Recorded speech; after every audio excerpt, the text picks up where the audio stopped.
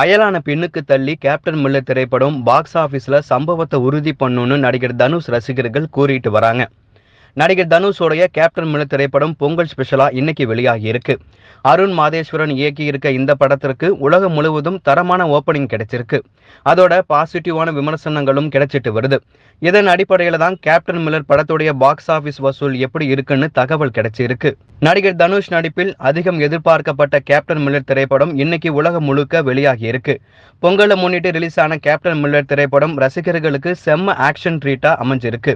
தமிழ்நாட்டில் காலை 9 மணிக்கு முதல் காட்சி என்றாலும் மற்ற மாநிலங்கள்ல அமெரிக்கா போன்ற வெளிநாடுகள்ல கேப்டன் மில்லர் முதல் காட்சி முடிஞ்சிருக்கு. இதனையடுத்து கேப்டன் மில்லர் படம் பத்தி தனுஷ் ரசிகர்கள் ட்விட்டர்ல தங்களுடைய விமர்சனங்களை தெரிவிச்சிட்டு வராங்க. அதன்படி பெரும்பாலான மக்கள் கேப்டன் மில்லர் படத்திற்கு பாசிட்டிவான விமர்சனங்களை தான் கொடுத்திருக்காங்க. தனுஷ் கெரியர்ல இந்த படம் தரமான ஆக்ஷன் பிளாக்பாஸ்டர்னு சொல்லப்படுது.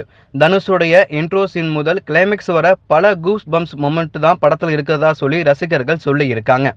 இந்த படம் 1930 நடப்பதா காட்டப்பட்டிருக்கு. படத்துடைய அந்த செட்டிங் மற்றும் சினிமோட்டோகிராஃபி ரெண்டுமே பீரியட் ஜென்னர் படத்துக்கான உயிரோட்டத்தை கொடுத்திருக்கதா சொல்லி ரசிகர்கள் சொல்லி இருக்காங்க.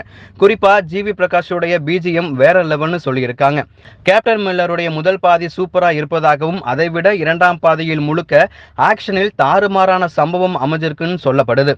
அதே போல கடைசி 30 நிமிடங்கள்ல ஹாலிவுட் படத்திற்கே சவால் விடும் வகையில ஆக்ஷன் காட்சி இருப்பதா ரசிகர்கள் சொல்லிட்டு வராங்க. நடிகர் தனுஷுக்கு கேப்டன் மில்லர் திரைப்படம் லைஃப் டைம் செட்டில்மெண்ட் படமா அமைஞ்சிருக்கு அப்படின்னும் இந்த படம் பாக்ஸ் ஆபீஸ்ல சம்பவத்தை உறுதி பண்ணும் சொல்லி ரசிகர்கள் சொல்லிக்கிட்டு வராங்க.